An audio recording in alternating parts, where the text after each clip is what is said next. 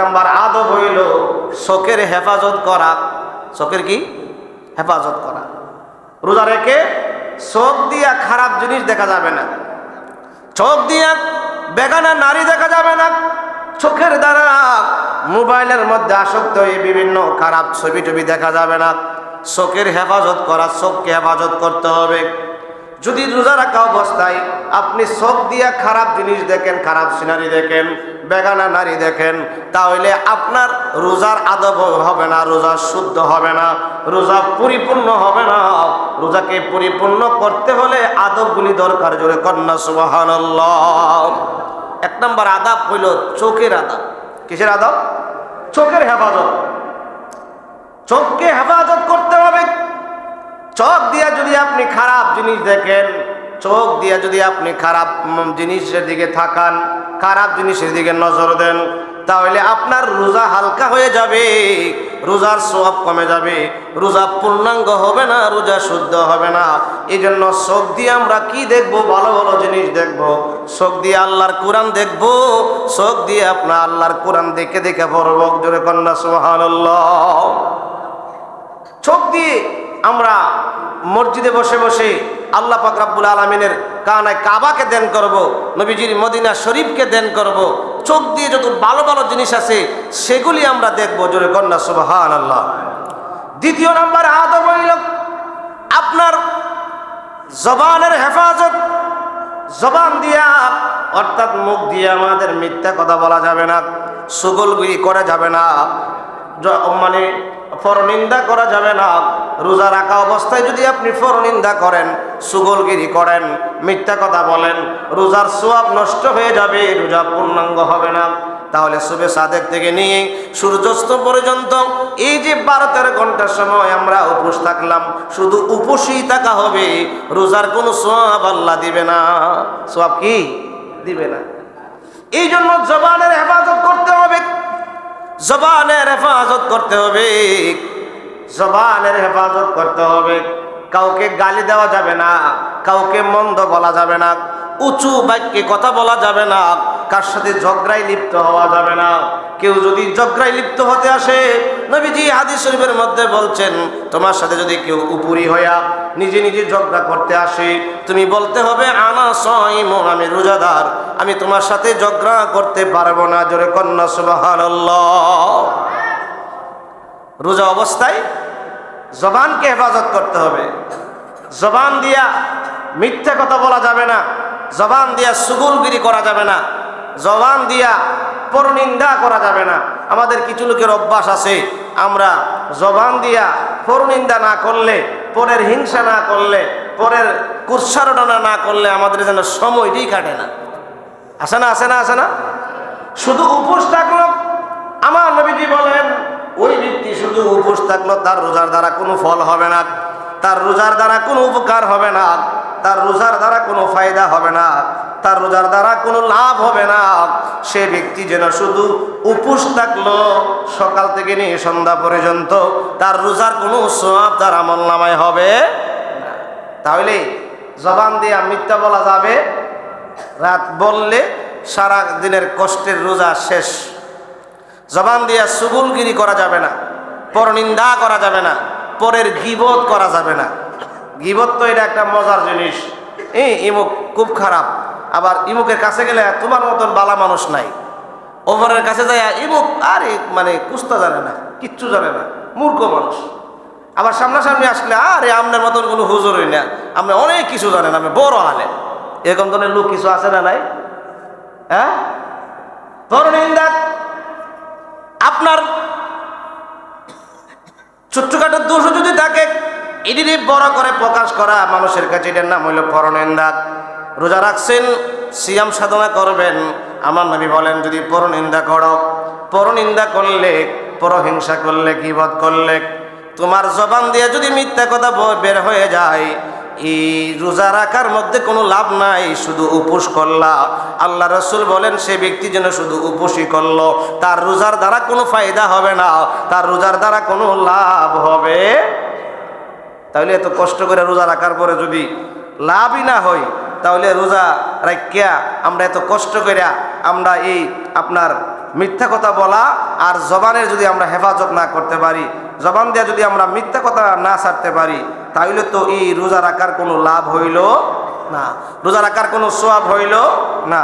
এই জন্য আমরা জবানকে হেফাজত করব, জবান দিয়া কুরআন তেলাওয়াত করব, জবান দিয়া নবীজির হাদিস শরীফ পড়ব, জবান দিয়া তাসবিহ তাহলিল করব, জবান দিয়া আল্লাহর জিকির করব, জবান দিয়া নবীজির উপর দুরূদ শরীফ পড়ব।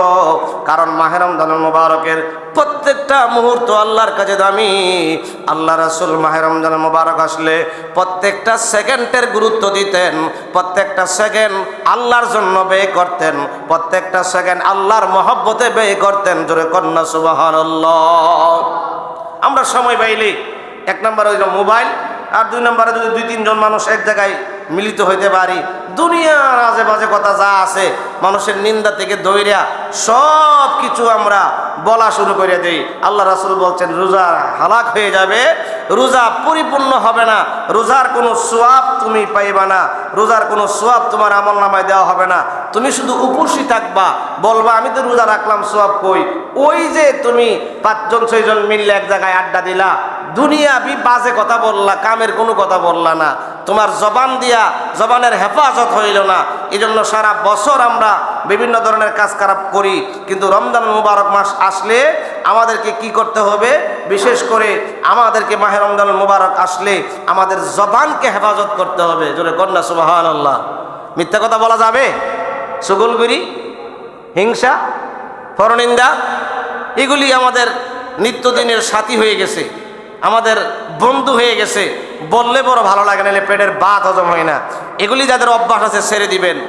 সারা বছর তো ছাড়বেনই, মাহে রমজানে একেবারেই করা যাবে না। করার মাধ্যমে আপনার এত কষ্টের ইবাদত, এত দামি ইবাদত হইতে পারে এই বছরের ইবাদতটাই আপনি আমার জীবনের শেষ ইবাদত। আমরা আর আগামী বছর নাও পাইতে পারি, ঠিক কিনা বলেন? ঠিক কিনা বলেন? নাও পাইতে পারি। এই জন্য আমরা বিশেষ করে এই মাসে রমজানুল মুবারকে জবান দিয়ে আমরা কুরআন তেলাওয়াত করব। কুরআন তেলাওয়াত, আমার মুসল্লিদের মধ্যে অনেকেই কুরআন তেলাওয়াত করতে পারেন না। বারবার আপনাদেরকে আহ্বান করা হয়েছে, ডাকা হয়েছে, দাওয়াত দেওয়া হয়েছে যে একটা লোক কিচ্ছুই পারে না, সে যদি চেষ্টা করে মাহে রমজানুল মুবারকের 25 দিন 25টা ঘন্টা সময় দেয়, কায়দা থেকে নিয়ে শুরু করি আমায় পরে সে কুরআন পড়তে পারে। পারে কি পারে না? মানুষ চেষ্টা করলে পারে না এমন কোনো জিনিস নাই। যার বাস্তবিক প্রমাণ আপনাদের মধ্যে আছে, যেমন আমাদের মসজিদের সম্মানিত সভাপতি সাহেব, তারপরে দিলওয়ার মোল্লা, এমনভাবে এই প্রায় 6-7 জন যাদেরকে আমি আগামী নিয়ে চিন্তাধারা করছি আগামী শুক্রবারে তাদেরকে কোরআন শরীফ দিব। সবাই কোন আলহামদুলিল্লাহ। এরা কি আগে পড়ছে? টুকটাক চেষ্টা করছে, আর এখন ইদানিং কিছুদিন ধরে পড়তেছে। কারণ একজন মানুষ চেষ্টা করলে বয়স যদিও 60-70 হয়ে যায়, শিক্ষা সম্ভব আল্লাহর কোরআন। আল্লাহর কোরআন কিন্তু এত কঠিন না। আল্লাহ কোরআন কি এত কঠিন না যে কয়জন, যে 6-7 জনের মতন কোরআন শরীফ তাদেরকে দেওয়া হবে, তারা কিন্তু আপনার মানে সুন্দর করে এখন রিডিং করতে পারে। অল্প বেশি দিন চেষ্টা করে নাই, অল্প দিনের চেষ্টা। আপনাদের বিশেষ করে আমাদের ইমাম সাহেব হুজুর প্রত্যেক সময় ফজরের সময় আপনাদেরকে পড়বার জন্য বলে। রমজানুল মুবারক মাস কত করে দাওয়াত দিলাম, কই ওই চিন্তাই নাই। কোরআন যদি পারতেন, যেই মাসে কোরআন নাজিল হয়েছে এই মাসে জবান দিয়া অন্য কোনো কথা না বলে যদি আপনি কোরআনের তেলাওয়াত করতেন, আল্লাহ পাক রব্বুল আলামিন অবশ্যই আপনাকে মর্যাদা দিতেন, আর রোজাকে আপনি পূর্ণাঙ্গ করতে পারতেন। আপনি কোরআন পড়লেন না, আল্লাহর জিকির করলেন না, তাসবিহ তাহলিল করলেন না, জবান দিয়া যা আসলো তাই বললেন, পাশের লোক গালাগালি করলেন, জবান দিয়া মন্দ কথা বললেন, জবান দিয়া আপনি মিথ্যা কথা বললেন, চুগলখড়ি করলেন, তাহলে আপনার কি হলো?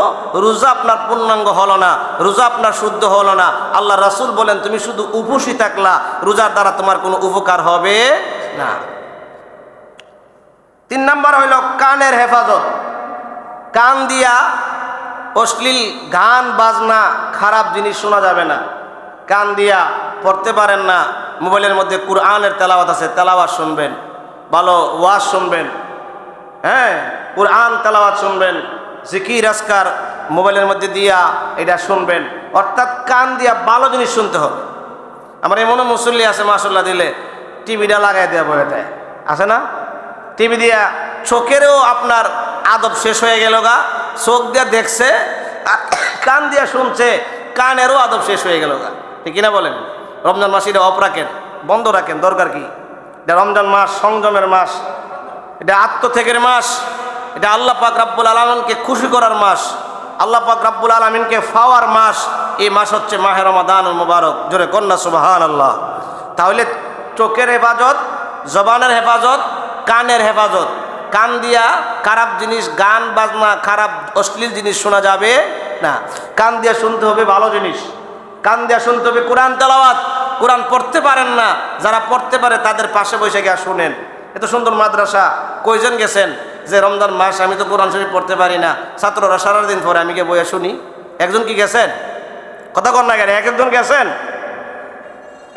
যে পাশে মাদ্রাসা আছে, ছাত্ররা সারাদিন কোরআন তেলাওয়াত করে, আমি কোনো একজনের কাছে গিয়ে বসে বসে কোরআন তেলাওয়াত শুনি। কারণ কোরআন তেলাওয়াত করলে যে সোয়াব, শুনলেও তো এই সোয়াব। কেউ কি এই কাজটা করছেন?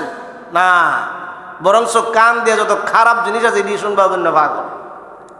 আল্লাহ রাসূল বলছেন রোজা রাখবা, শুধু উপোস করবা, কোনো কাজে আসবে না। কান দিয়া ভালো জিনিস শুনতে হবে, কান দিয়া খারাপ জিনিস শোনা যাবে না। এরপর হলো আপনার সমস্ত অঙ্গ প্রত্যঙ্গের হেফাজত, হাতের হেফাজত, পায়ের হেফাজত। হাত দিয়া খারাপ জিনিস ধরা যাবে না, ছোঁয়া যাবে না, হাত দিয়া গুনাহ করা যাবে না, পাও দিয়া হেঁটে গিয়ে গুনার কাজে সামিল হওয়া যাবে না। অর্থাৎ সমস্ত শরীরের সমস্ত অঙ্গ প্রত্যঙ্গের হেফাজত, অন্তরের হেফাজত। রোজা রাখছেন, রোজা রাখা অবস্থায় অন্তর দিয়ে খারাপ জিনিসের ধারণা করা যাবে না, খারাপ জিনিসের চিন্তা করা যাবে না। করলে আল্লাহ রাসূল বলেন শুধু তুমি উপোসই থাকলা, তোমার রোজার দ্বারা কোনো উপকার হবে না। 5 নম্বর হইল হালাল রিজিক দ্বারা সিহরি এবং ইফতার করা। আপনার উপার্জনের টাকাটা হালাল টাকা, এটা দিয়া ইফতার এবং সিহরি করা। আপনি যেই টাকাটা দিয়ে ইফতার করবেন এটা হারাম, এটা সুদের, এটা ঘুষের, অথবা এটা হক মারার টাকা। এটা দিয়ে যদি ইফতার করেন, এটা যদি সিহরি খান, তাহলে সারাদিন রোজা রাখলেন, উপোস থাকলেন, রোজার কোনো সওয়াব হবে। 6 নম্বরটা খুব গুরুত্বপূর্ণ, হালাল রিজিক। হালাল রিজিক দিয়া ইফতার করা, হালাল রিজিক দিয়া সিহরি খাওয়া, এবং ইফতার স্বল্প খাওয়া, সিহরি অল্প খাওয়া। সিহরি কি? অল্প খাওয়া। কারণ আল্লাহ পাক তো আমাদের উপর বোঝা চাপাই দিছে না। আল্লাহ যদি কইতো যে সিহরি না খাই রোজা রাখতে হইব, তেনে বোঝা যেত কষ্টটা। সিহরি তো খাওয়াই হয়, খাবার তো ঠিকই আছে, জাস্ট দুপুরের খাবারটা সকালে খাওয়া হয়। কিন্তু আল্লাহ রাসূল বলছেন আদবের মধ্যে একটা আদব হলো সিহরি অল্প খাওয়া। একবারে খাইতে খাইতে আমরা আজান দেওয়া পর্যন্ত খাইতে তাই মাইকদা কইতেছে সময় শেষ, আরে আজান দিছে না, আজান দেওয়ার আগে খাওয়ান যা, খাইতে থাক। খাইতে খাইতে একবারে মনে করেন গলা পর্যন্ত আমরা করি না। আল্লাহ রাসূল বলছেন এটা সুন্নত না, অল্প খাইবা, আর ইফতারের সময় স্বল্প খাইবা। আমাদের অভ্যাস হইল ইফতারি আইটেম বানাইতে মা বোনদের অবস্থা টাইট হয়ে যায়, আসরের নামাজ কাজা হয়ে চলে যায়, মাগরিবের ওয়াক্ত চলে যায়, দোয়া করবার টাইম থাকে না। অথচ ইফতারির সামনে লইয়া দোয়া করা, দোয়া কবুল হয়। জোরে কন্যা সুবহানাল্লাহ। আযান এবং ইকামতের মাঝখানের দোয়া কবুল। আযান হয়েছে জোরে, আপনি মসজিদে আসলেন, ইকামতের আগ পর্যন্ত যে সময়টা, সুন্নত পড়ার পরে অনেক টাইম থাকে, এই সময় আল্লাহর দরবারে দোয়া করলে দোয়াটা কবুল। দোয়াটা কি? কবুল। অথচ এই সময় আমরা খালি গড়ির আর ফাইল চাকাই, কোন সময় 1:15 বাজবো, ঠিক না? আমরা গড়ির দিকে তাকাই, আমরা বিভিন্ন চিন্তা ভাবনা করি, বিভিন্ন কথাবার্তা বলি না। আযান এবং ইকামতের যে সময়টা, বুখারী শরীফের মধ্যে নবীজি বলছেন এই সময় দোয়া কবুল, আর ইফতারের পূর্ব মুহূর্তের দোয়া কবুল। জোরে কন্যা সুবহানাল্লাহ। তো এই সময় দোয়া করবো তো দূরের কথা, মা বোনরা ইফতারের আইটেম বানাইতে দেখা গেল যে আপনার অবস্থা কাহিল হয়ে যায়। আমাদেরও দোয়া করবার আর টাইম থাকে না। যেই মাত্র হুজুরের মসজিদে আজান দিয়ে দিল, খাওয়া যে শুরু করি, এশারের আগ পর্যন্ত খাই, এরপর আবার তারাবি পড়ে গিয়ে আবার স্টার্ট না। আল্লাহ রসুলের আদব বলছে রোজার আদব হলো সিহরিতে অল্প এবং ইফতারে স্বল্প, এত বেশি না, মধ্যম পন্থা অবলম্বন করা নবীর সুন্নত। জোরে কন্যা সুবহানাল্লাহ। এই হইল রোজার